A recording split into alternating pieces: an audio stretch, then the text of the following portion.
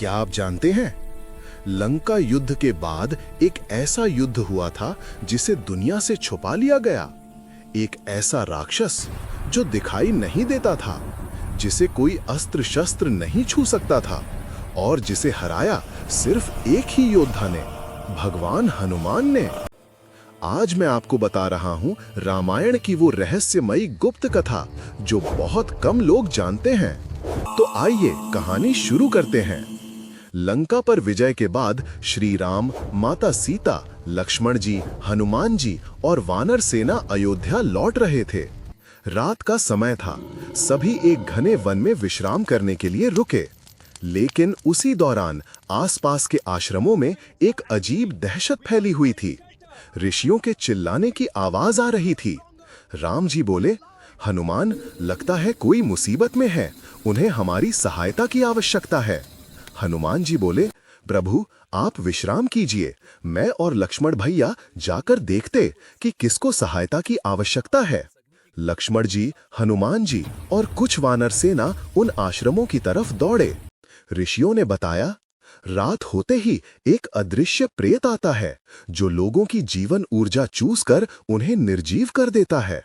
ये प्रेत हवा की तरह चलता है और उस पर कोई वार काम नहीं करता। ये प्रेत सिर्फ उसी से हार सकता है जिसके हृदय में अनंत तेज हो और जिसकी नाभि में सूर्य समान ऊर्जा प्रवाहित होती हो। रात गहराई, अचानक तेज आंधी चली, पेड़ हिलने लगे, जंगल में एक काली छाया घूमने लगी, लेकिन किसी को दिखाई नहीं दे रही थी। प्रेत की दहाड़ सुनकर सैनिकों में भय फैल गया। उसी समय हनुमान जी शांत भाव से मुस्कुराए, ये किसी और का काम नहीं, अब इसका अंत होगा। हनुमान ने आंखें बंद की, अपने भीतर की दिव्य चेतना को जागृत किया और कुछ सेकंड बाद उन्हें वो अदृश्य राक्षस दिखने लगा। वह एक काली धुएं जैसी आकृति थी जो हवा में तैर रही थी। प्रेत ने हमला किया, लेकिन हनुमान बिजली की गति से उछले और उसकी छाया को हवा में ही पकड़ लिया। पूरा जंगल सूर्य की रोशनी से जगमगा उठा। प्रेत चिल्लाया, मुझे कोई छू नहीं सकता, मैं वायु हूँ, हवा हूँ। हनुमान ने गर्जना की, तू वायु है पर मैं वायु पुत्र हूँ। इस वाक्य के साथ हनुमान जी ने अपने शरीर की अनंत तेज ऊर्जा प्रकट कर दी।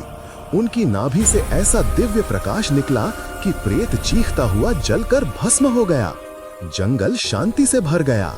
उसी समय देवता प्रकट हुए और बोले, हनुमान, यह युद्ध इतना रहस्यमयी था कि इसका ज्ञान संसार को देना उचित नहीं समझा गया।